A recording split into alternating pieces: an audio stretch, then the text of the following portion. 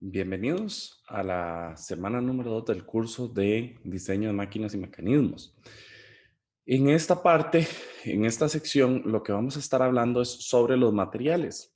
Y es que los materiales juegan un rol fundamental a la hora de que realizamos diseños desde el punto de vista mecánico. Y esto se debe a que los materiales es lo que conforman y es la base que me van a dar para poder sustentar cualquier diseño que yo realice. Es un poco fuerte decir esto, pero si vemos la forma en que analizamos los materiales o las piezas mecánicas, no han variado significativamente durante los últimos años, sino que por el contrario, lo que ha venido sucediendo es que lo que ha cambiado son los materiales y las formas en que trabajamos esas geometrías que nos dan esos diseños. Es por eso que es fundamental que nosotros entendamos de una forma muy clara cómo es que se dan esos diseños y cómo es que nosotros utilizamos esos materiales. Ahora bien, observen ustedes a su alrededor. Podemos ver que el material es lo que me va a definir muchas de las características o de las funciones que tiene una parte. Por ejemplo, si vemos un avión, podemos observar que se necesita que sea un material resistente, pero ligero a la vez. Si estamos trabajando con algún dispositivo que esté en un vehículo de carreras, necesitamos también que sea liviano, pero muy resistente y que pueda soportar esas fuerzas. Por el otro lado, si estamos viendo un wearable, necesitamos que sea cómodo y que se pueda adaptar a la piel humana. Por otro lado, si nosotros viéramos algún otro dispositivo como una licuadora o como algún electrodoméstico, debe de verse bien, pero también debe ser compatible con el manejo de alimentos. Ahí es donde esa selección de material se va a volver fundamental a la hora de que realicemos cualquier diseño. Los materiales los hemos ido definiendo y nos interesa saber sus características, así como sus resistencias. Hemos utilizado probetas para ensayos estándares de tracción, en los cuales a nosotros nos interesa saber de estas probetas las fuerzas a las cuales está sometido y así como el área de la sección transversal, es decir, conocer su diámetro cero. De esta manera podemos, conociendo su longitud, crear diagramas de esfuerzo de formación donde podemos justamente calcular los esfuerzos que se necesitan para, o más bien los esfuerzos que este material pueden sustentar. La prueba de tracción es la que nos permite llegar a realizar el diagrama de esfuerzo de formación unitaria, en donde el eje Y es donde vamos a graficar el esfuerzo sigma, y en el eje X vamos a ver la deformación unitaria E, que es una relación entre la longitud original menos la longitud que se está deformando. Dentro de este diagrama vamos a poder encontrar puntos muy importantes o esfuerzos muy importantes que son aquellos que nos van a permitir poder desarrollar y entender claramente cómo hacer un diseño. Y estos son los que nos permiten tomar decisiones y de esta manera realizar la mejor forma el diseño. Existen varias, dependiendo del material, las gráficas van a ir cambiando. En este caso, estamos viendo el comportamiento típico de un material dúctil. De igual forma, podemos tener materiales frágiles en los cuales la curva va a ser mucho más pequeña. Nos interesa a nosotros comprender que hay diferentes puntos que son claves de recordar y de entender. Uno de esos primeros puntos que debemos de ver es el que se muestra en la gráfica como PL. Este se llama el límite de proporcionalidad. Este punto es clave puesto que es donde la curva comienza a desviarse de una línea recta. En este punto no se podrá observar ninguna deformación en la probeta si la carga se retira ahí. Esto quiere decir que es cuando estamos trabajando con la parte elástica. Este rango lineal que tenemos es la relación que me da, esto está dado por la ley de Hooke. Esta ley posee una constante que es la constante de proporcionalidad E, que si lo vemos matemáticamente es la pendiente de la parte lineal de la curva del esfuerzo de formación unitaria. A esto se le llama el módulo de Young o módulo de elasticidad. Esto lo que significa este módulo de elasticidad es la medida de la rigidez que tiene un material. Y como la deformación unitaria no tiene dimensiones, las unidades del módulo de Young son las mismas que la del esfuerzo. Por ejemplo, el acero tiene un módulo de Young o de elasticidad de alrededor de 30 megapsi o de 207 gigapascales.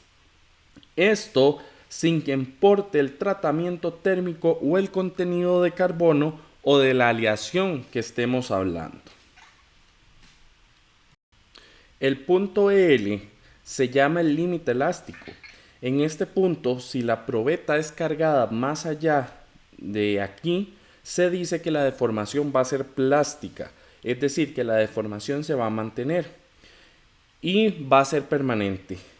Es muy importante resaltar que entre el punto PL y el EL, el diagrama no es una línea recta perfecta, aun cuando tengamos una probeta de un material que sea elástico. El punto de fluencia es donde la deformación unitaria comienza a crecer muy rápidamente sin que se pueda observar un incremento correspondiente en el esfuerzo. No todos los materiales van a tener un punto de fluencia obvio, es decir, que lo podamos ver de una forma sencilla. Y esto se da mucho en los materiales frágiles. Es por esto que normalmente la resistencia a la fluencia, con que es usada el símbolo SY, se define mediante un método de corrimiento, justo como se puede observar en la gráfica donde se da la línea AY y se dibuja en la pendiente, con una pendiente de E o de módulo de Young. El punto A va a corresponder a una cantidad definida de deformación unitaria. Usualmente se usa el 0.2% de la longitud calibrada original, aunque en ocasiones también se usará entre el 0.01 al 0.5%. La resistencia última o de tensión SU o SUT corresponde al punto U en la gráfica y es el esfuerzo máximo alcanzado en el diagrama del esfuerzo de formación. Hay algunos materiales que exhiben una tendencia descendente después de alcanzar el máximo esfuerzo y se fractura en el punto F del diagrama. Otros, como los hierros fundidos o aceros de alta resistencia, se fracturan mientras el trazo del esfuerzo de formación aún se está elevando, como en los materiales frágiles, donde entonces los puntos U y F van a ser idénticos. La resistencia, como vamos a usarla durante el curso, es una propiedad interna de los materiales o de los elementos mecánicos, por la selección de un material particular, un proceso o ambos. Por ejemplo, la resistencia a una varilla de conexión en una ubicación crítica en la geometría y condición de uso es la misma sin que importe que sea un elemento en una máquina en operación o si espera en una mesa de trabajo para ser ensamblada con otras partes.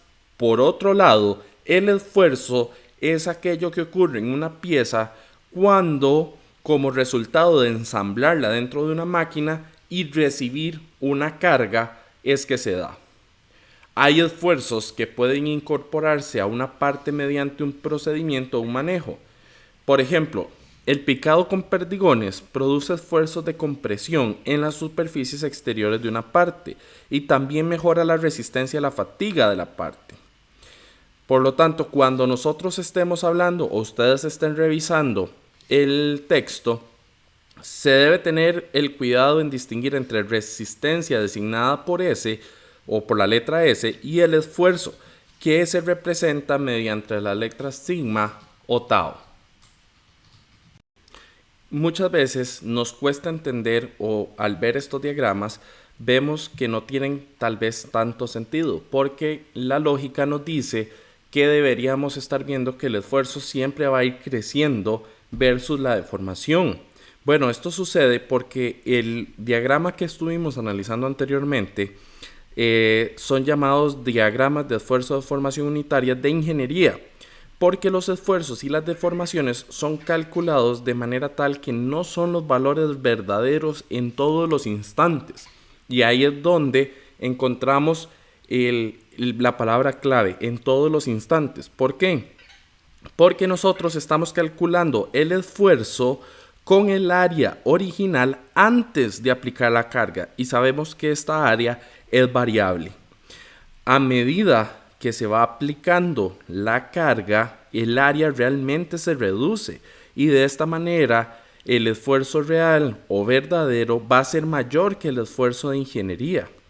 Entonces, para nosotros realmente ver el esfuerzo verdadero del diagrama mediante deben medirse la carga y el área de la sección transversal de manera simultánea durante toda la prueba. Si nosotros llegamos a hacer esto, lo que podemos hacer es ver un diagrama como el que estamos viendo actualmente en pantalla. Este representa un material dúctil en el cual el esfuerzo siempre parece crecer y es así como se debe de ver. Quiere decir que cuando nosotros vemos en el diagrama anterior el punto U, la proveza comienza a adelgazar y en esa ubicación se debilita donde el área se está reduciendo drásticamente. Por esa razón el esfuerzo verdadero es mucho más alto que el esfuerzo de ingeniería en la sección adelgazada. Esta deformación de ingeniería se basa en el cambio neto de la longitud a partir de la longitud original. Y al graficar el diagrama de esfuerzo de formación unitaria verdadera, se acostumbra a usar los términos llamados deformación unitaria verdadera o algunas veces la deformación unitaria logarítmica. Esto por la forma que tiene este valor, que es el logaritmo de la longitud entre la longitud 0. Sabemos que los materiales no solo están sometidos a fuerzas de tensión, también las hay a compresión. Solo que estas pruebas son más difíciles de realizar y la geometría de las probetas va a ser diferente que las de las pruebas de tensión. En este momento estamos viendo cómo se haría una prueba de compresión. La razón de que estas pruebas sean más complicadas es que las muestras pueden pandearse durante la prueba o puede ser difícil hacer una equitativa distribución de los esfuerzos. Así como que presenta otras dificultades por los materiales dúctiles, se pandean después del punto de fluencia. Sin embargo, los resultados también se pueden graficar como un diagrama de esfuerzo de formación unitaria y aplicarse las mismas definiciones de resistencia que se usaron en las pruebas de tensión. En el caso de la mayoría de materiales dúctiles, las resistencias de compresiva son casi las mismas que las resistencias a la tensión. Sin embargo, cuando ocurren diferencias sustanciales entre la resistencia a la tensión y a la compresión, como en el caso de los hierros fundidos, la resistencia a la tensión y a la compresión debe establecerse por separado. Por ejemplo, se suele usar SUT o SUC, donde SUC se reporta como una cantidad positiva. En este momento en el video estamos viendo cómo se puede hacer una de estas pruebas y cómo se va haciendo esa gráfica justamente del material que estamos observando. Así como existen las pruebas a compresión como esta que estamos viendo, también las existen a la torsión. Y esto es torciendo barras circulares y registrando el parte de torsión y el ángulo de giro. Después se grafican los resultados como un diagrama de par de torsión de giro. De esta manera podemos encontrar los esfuerzos que pueden soportar estos materiales y de esta manera lograr obtener los resultados que necesitamos para realizar nuestros procesos de diseño. Como hemos visto, los diferentes materiales o las diferentes pruebas nos permiten entender cuáles son esas características que tienen los materiales que nos van a permitir poder diseñar. Nosotros como ingenieros vamos a estar utilizando el esfuerzo afluencia o el esfuerzo último para realizar nuestros procesos de diseño y con estos poder tomar decisiones. De ahí que también debemos entender la naturaleza estadística que tienen estas propiedades de los materiales. Cuando yo realizo las pruebas que acabamos de ver, en realidad lo que estamos determinando es el esfuerzo de ese material para esa probeta en particular. Yo podría tomar 1000 probetas de la misma fundición de acero que acabo de hacer y obtener un rango de valores. Es por esto que cuando nosotros trabajamos con los materiales, debemos tener muy claro que lo que estamos trabajando es con un valor medio o un valor que está dentro de una distribución normal. Para ello, nosotros siempre ocupamos realizar no una única prueba, sino que varias para tener resultados que tengan una validez adecuada para yo poder tomar la información. Por esto, cuando nosotros realizamos diseños, es tan importante que tengamos acceso a la hoja de datos particular de la aleación que estamos comprando en ese momento. De ahí que una empresa o una fundidora que nos venda materiales siempre va a liberar el material con los datos de ese particular material, tanto en su composición química como de las pruebas que ellos le realizan para obtener estos esfuerzos. Y estos son los que nosotros deberíamos de utilizar.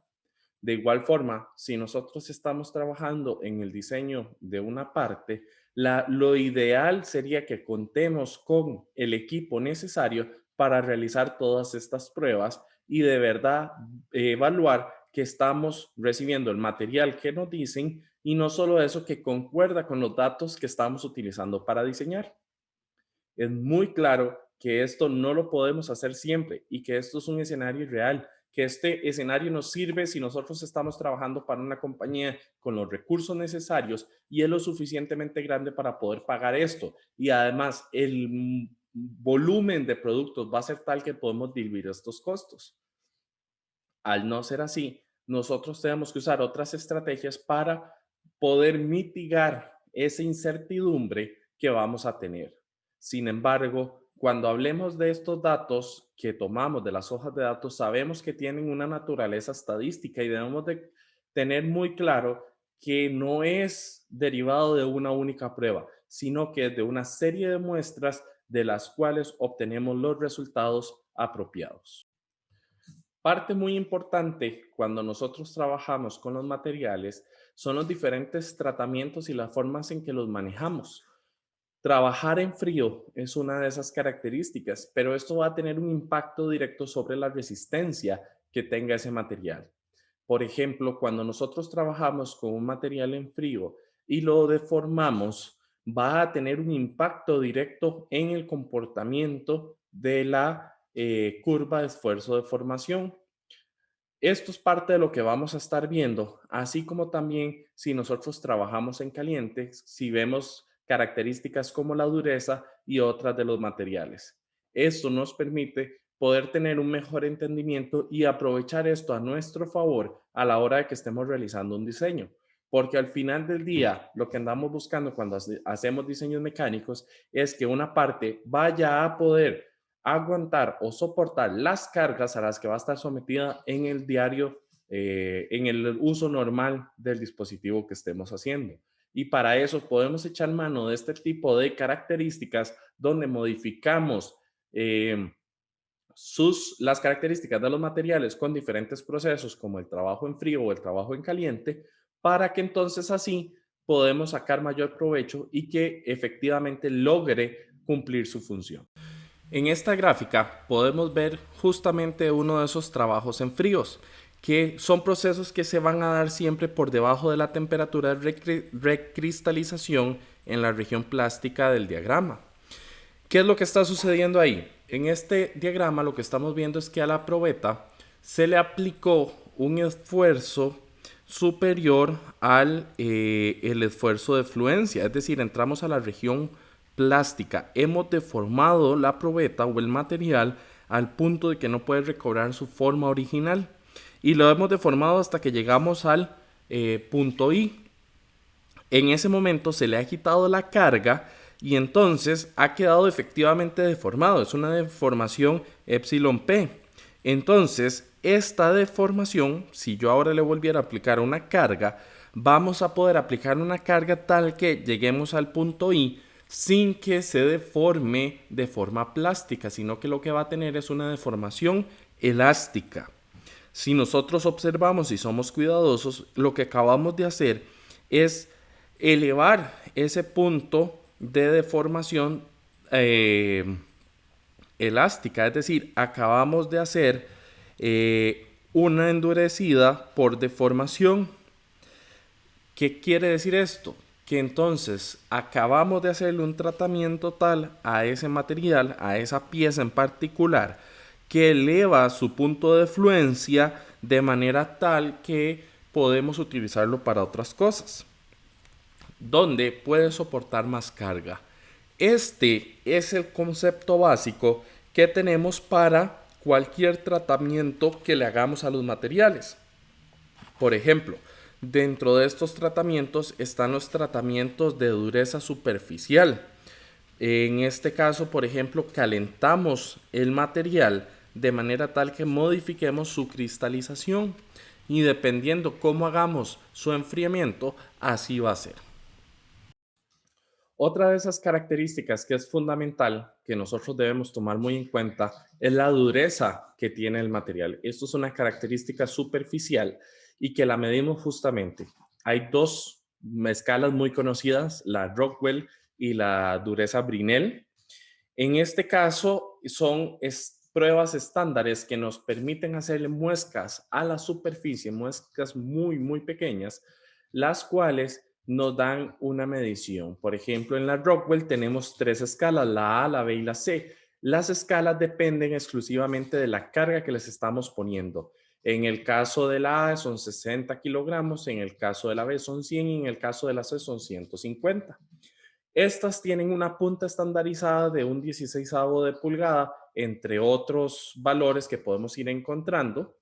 Y esto lo que hace es generar una muesca. ¿Por qué nos interesa conocer tanto la dureza? Porque la dureza superficial va a tener una injerencia directa en el comportamiento del material a la hora de que nosotros hacemos diseños y que pueda modificar su resistencia. De igual forma, las propiedades del impacto nos interesa conocerla.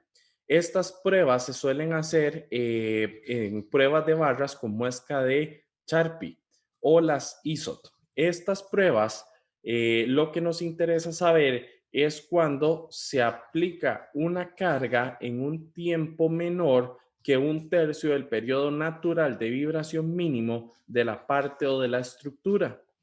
Estas pruebas suelen ser muy importantes o suelen ser muy utilizadas, puesto que nos permiten entender cómo se va a comportar la resistencia del material ante este fenómeno. Y en muchos casos tenemos que analizar estos casos para que nuestros equipos puedan funcionar adecuadamente. Y aquí hay un punto muy importante. Esto debe de hacerse el análisis cuando sabemos que es un tercio del periodo natural de vibración mínimo de la parte o de la estructura. Entonces, si nosotros estamos diseñando una prueba, una máquina que efectivamente va a estar sometida a estas condiciones, entonces debemos sí o sí entender cuál va a ser el comportamiento. Con cualquiera de estas dos pruebas podemos obtener estos resultados. Sin duda alguna, los efectos que tiene la temperatura sobre la resistencia, la ductibilidad o la fragilidad son fenómenos muy intrínsecos. De ahí que entonces nosotros tenemos que tener claro cuáles son esas propiedades de la temperatura de los aceros, por ejemplo, que caractericen cómo se va a modificar.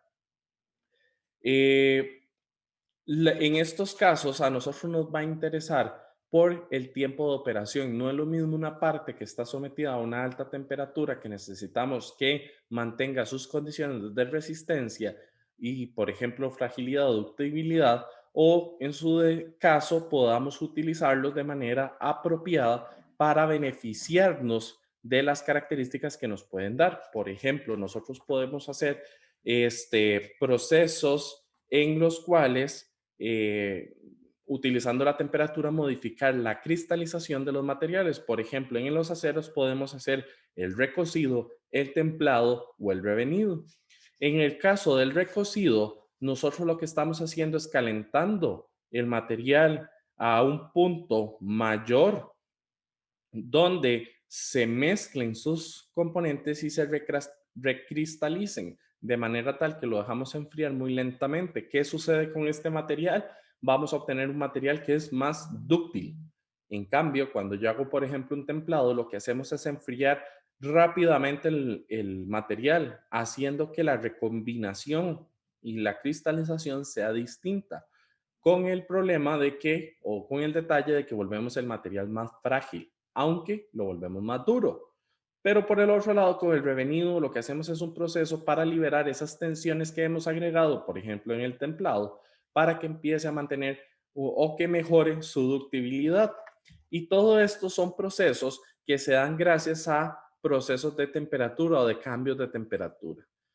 Es muy común ver, por ejemplo, en las muflas de las motocicletas un color morado, como azules y tornasoles. Estos colores se deben al cambio de temperatura y estos tienen un impacto directo sobre el material y sobre sus capacidades. Cuando nosotros realizamos el diseño, debemos tomar en cuenta estas características que se están desarrollando.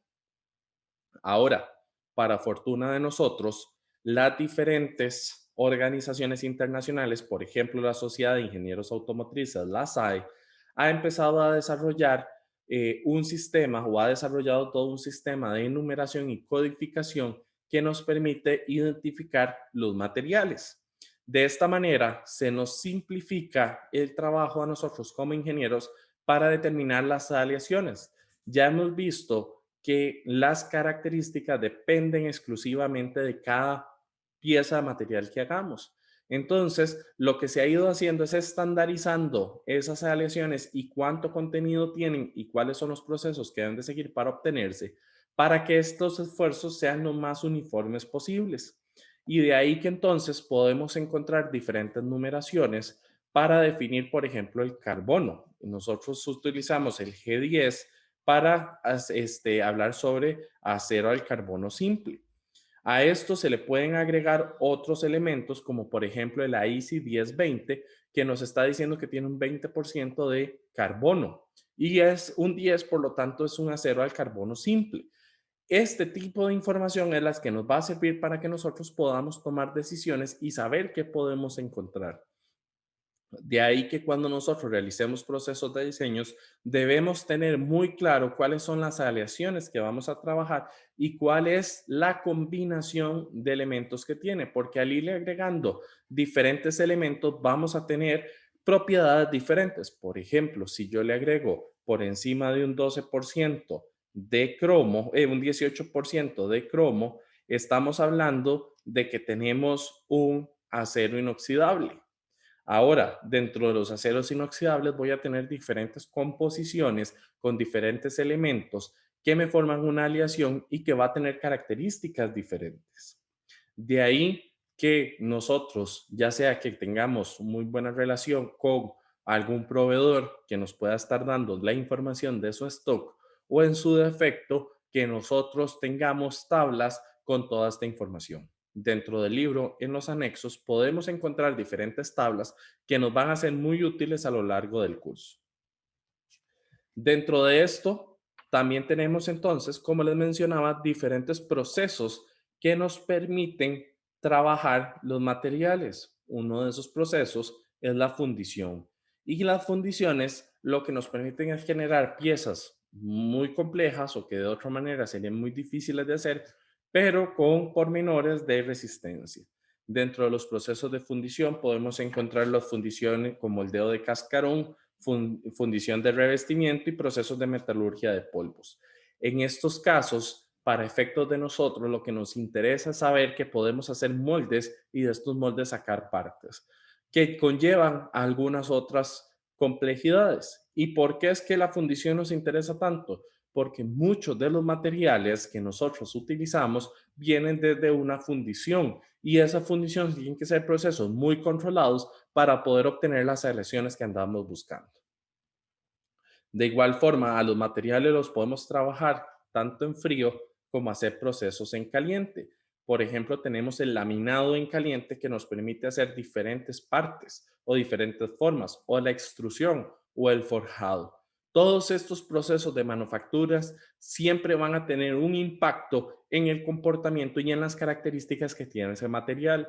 Nosotros como los diseñadores de esas partes debemos tener muy claro esto porque dependiendo del proceso de manufactura que seleccionemos, así vamos a tener que tomar las decisiones de si, por ejemplo, tener un factor de seguridad o un factor de diseño mayor o menor. ¿Por qué? Porque las partes, el material que estamos trabajando va a sufrir una transformación y esa transformación, como vimos anteriormente en el video, implica que los esfuerzos van a modificarse.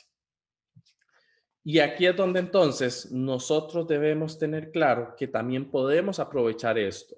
Y por ejemplo, los endurecimientos superficiales o los tratamientos superficiales como el nitrurado, el cromado, entre otros, nos permiten mejorar esas características posterior a los procesos de manufactura, siendo estos los que cierran dándome características que me puedan interesar.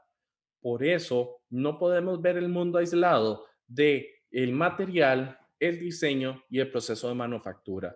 Nosotros debemos de tener procesos de diseños concurrentes donde estamos en todo momento pensando en estos tres factores a la misma vez. Y por eso el diseño se convierte en una tarea compleja e iterativa, porque a lo mejor una decisión que tome al inicio va a tener un impacto tal que debemos replantearnos todo el proceso, nuestros cálculos, para realmente tener el proceso adecuado.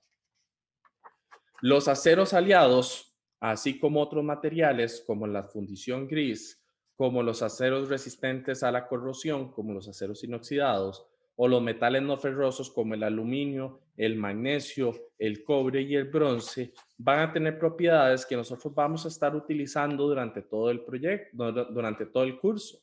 Y es por eso que nosotros tenemos que entender que todos estos metales tienen características dependiendo de los elementos que tengan. Por ejemplo, el acero y el acero inoxidable se diferencian en el contenido de cromo que vayan a tener. Pero, por ejemplo, el hierro fundido gris va a tener sus características dependiendo de cómo lo hayamos hecho. Esto nos lleva a que no solo vamos a trabajar con materiales metálicos, ferrosos o no ferrosos, también vamos a trabajar con plásticos, por ejemplo, los termoplásticos o los termofijos, que dependen de sus características propias de sus polímeros. Por ejemplo, si nosotros decidimos usar impresión 3D, vamos a estar trabajando muy probablemente con plásticos. De ahí que nosotros debemos conocer también sus características y así como los metales, podemos someterlos a procesos o a pruebas de tracción, compresión, torsión. A los plásticos también podemos hacer esto. Dentro del libro podemos encontrar tablas que nos dan información de este estilo para poder desarrollarlas. Vean que conforme ha ido avanzando, hemos empezado a trabajar cada vez con más materiales y con diferentes compuestos. De ahí es que nacen, por ejemplo, los materiales compuestos, donde ya no solo tenemos un material homogéneo, sino que tenemos materiales heterogéneos, donde cada elemento que le ponemos va a aportar una parte o sus mejores características. Por ejemplo, cuando hablamos de la fibra de vidrio, estamos mezclando hilos de vidrio muy delgados con una resina o un elemento que endurece. ¿Qué nos está dando? Bueno, en este caso, la fibra de vidrio nos está dando la resistencia en la dirección de la fibra. Y pero es flexible, no tiene una rigidez. El endurecedor o el rellenador nos va a dar esa dureza para que se pueda mantener en una única lámina. Al combinar estos dos materiales, estamos combinando las mejores características de ambos. Y esto integra a nuestro problema una complejidad mayor, porque ahora yo tengo que no solo analizar los esfuerzos que tiene la resina, por ejemplo, y la fibra. Necesito meter los dos, entonces voy a tener dos esfuerzos a fluencia o dos esfuerzos últimos. Y esto entonces nos tiene que dejar claro a nosotros que vamos a tener que hacer un análisis todavía mayor, porque inclusive la dirección en la que pongamos nosotros nuestras fibras, esa va a ser la fuerza o la dirección geométrica en la cual puede resistir más fuerzas. De ahí que entonces cuando trabajemos con elementos de materiales compuestos, la complejidad matemática va a aumentar, pero también actualmente tenemos herramientas informáticas como en software como Inventor, SolidWorks, entre otros, que nos permiten hacer estos análisis de una manera más sencilla sin tener que hacer todos estos cálculos manualmente. Sin embargo, la tendencia es ir hacia estos materiales compuestos donde obtenemos características de dos materiales que combinados nos mejoran su trabajo. Finalmente, una de las complejidades que tenemos a la hora de realizar los procesos de diseño mecánicos es la selección del material, porque hay muchas variables y hay muchas características que tienen los materiales en los cuales tenemos que combinar y tomar la decisión. Hay variables económicas, hay variables de esfuerzos, hay variables de peso, hay variables de dureza superficial, entre otros muchos que debemos tomar en cuenta. Es por esto que esta tarea puede ser muy sencilla, donde de forma arbitraria seleccionamos un material y lo usamos, o por el contrario, se puede convertir en una tarea tan laboriosa como todo un proceso de diseño. Es por esto que existen diferentes estrategias que se han venido planteando para que podamos hacer la selección de material. Una de ellas es listar todas las características o todos los componentes que nosotros queremos tomar en cuenta a la hora de que realizamos nuestro material o que necesitamos, y en base a eso priorizamos los diferentes materiales que tenemos a nuestra disposición. Recordemos algo muy importante: el papel aguanta todo, pero nosotros debemos de tener claro que lo que diseñemos tiene que poderse manufacturar. De ahí que han desarrollado otros métodos también, como el empleo de gráficas de selección de materiales, que estas lo que nos hacen es ir poniendo en diferentes ejes las características que nosotros vamos a ir queriendo analizar para ir priorizando y de esta manera, por ejemplo, tener una gráfica en la cual si seleccionamos el material de más a la izquierda de la gráfica es el material que más quiero, o por el contrario, el elemento que esté más a la derecha, ese es el que vamos a buscar más. Al final del día, estas gráficas lo que nos sirven es para visualizar de una manera más sencilla la toma de decisiones, que esa toma de decisiones se basa en priorizar las características. Hay que ser muy realistas en algo. El precio suele ser una de esas partes fundamentales que nos obligan a tomar una decisión u otra. Otra de esas es el peso versus la resistencia que tiene el material. Recordemos que muchas veces o cuando nos enfrentemos a diferentes problemas, vamos a estar ante la prueba de que no puedo cambiar la geometría de mi material, no lo puedo hacer ya más grande, lo que sigue es cambiar la aleación. Y muchas veces ese es uno de los problemas que más nos encontramos a la hora de realizar estos procesos. De ahí que entonces nosotros como ingenieros debemos de tener muy claro cuáles son todos esos materiales que tenemos a disposición y empezar a saber cuáles son las características que tienen para poder empezar a utilizarlos, así como sus ventajas y sus desventajas, no solo en sus características, sino a la hora de hacer sus procesos de manufactura y sus procesos posteriores a cuando ya se hayan manufacturado. Tomar en cuenta el material que yo voy a utilizar es el primer paso para un buen diseño. El poder entender qué es lo que estoy trabajando, con qué materiales estoy trabajando y cuáles son sus características es fundamental para la hora de que yo fundamente mis decisiones en el proceso de diseño y no me permitan elegir, por ejemplo, un factor de seguridad de 3 y un factor de seguridad de 30, en lo cual el factor de seguridad de 30 efectivamente va a ser más difícil que la pieza falle, pero va a probablemente aumentar mucho más los costos. Este tipo de detalles son los que marcan la diferencia a la hora de que hacemos los diseños entre un muy buen diseño y un diseño que puede ser mejorable o inclusive que es deficiente. Con esto finalizamos la lección de esta semana.